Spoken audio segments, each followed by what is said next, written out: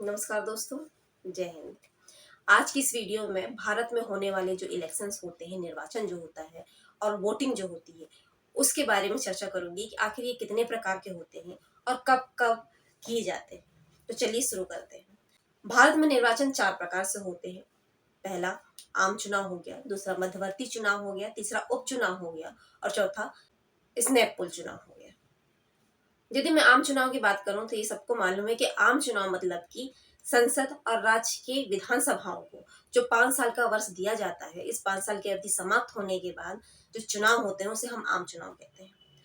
मध्यवर्ती चुनाव की मैं बात करूं तो मध्यवर्ती चुनाव नाम से ही जैसे स्पष्ट हो रहा है कि जब संसद या राज्य की विधानसभाएं जो होती हैं वो किसी भी कारणवश किसी परिस्थिति में यदि वो भंग हो जाती हैं तो को उस समय अवधि को यानी 5 साल की जो समय अवधि है उसको कवर करने के लिए एक फिर से चुनाव करवाया जाता है जिसे मध्यवर्ती चुनाव कहते हैं।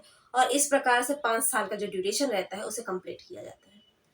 तीसरे नंबर का जो चुनाव होता है वो उपचुनाव होता है, मतलब कि संसद या राज्य के विधानमंडलों के जो सदस्य होते हैं किसी कारण से उनकी मृत्यु हो गई या फिर वो पद को छोड़ दिए हैं, त्याग दिए हैं या फिर उनमें अयोग्यता घोषित कर दी गई है, तो ऐसी स्थिति में उस रिक्त पद को भरने के लिए जो चुनाव होते हैं वो उपचुनाव होते हैं, उन्हें उपचुनाव कहा जाता है।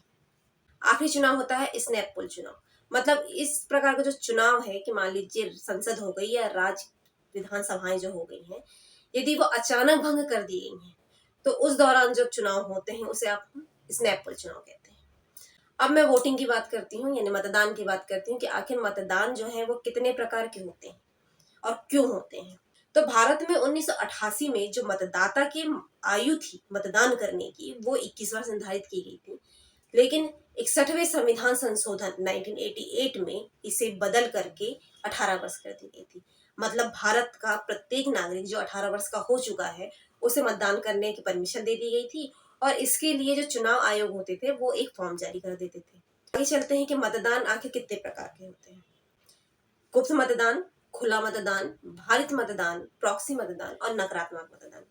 तो सबसे पहले गुप्त मतदान की मैं बात करूं तो गुप्त मतदान सीधे से समझ में आ रहा है कि इसे सीक्रेट रखा जाता है। मतलब संसद या विधानसभा के किसी भी सदस्य को जब हम निर्वाचित करते हैं, मतदाता निर्वाचित करता है तो वो गुप्त मतदान उसे देता है और उसके इस मत की जानकारी जो है वो पब्लिकली नहीं की जाती है।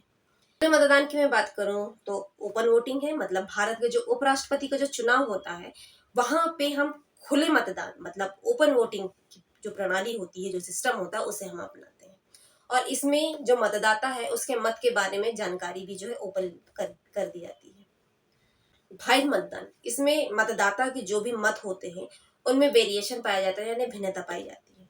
अब भारत में जनसंख्या के आधार पर राष्ट्रपति का जो चुनाव किया जाता है वो भाइत मतदान की प्रणाली ही अपनाई जाती है।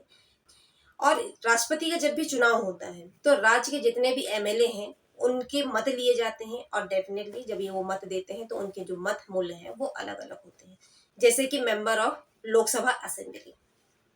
नेक्स्ट है प्रॉक्सी मतदान। मतलब कि इसमें किसी मतदाता का जो अधिकार है मत देने का वो किसी और व्यक्ति को दे दिया जाता है, जैसे कि सेना सुरक्षा बलों का अधिकार है वो आम जनता को दे दिए जाते हैं कि अब वो वोटिंग करेंगे। लास्ट है नकारात्मक मतदान।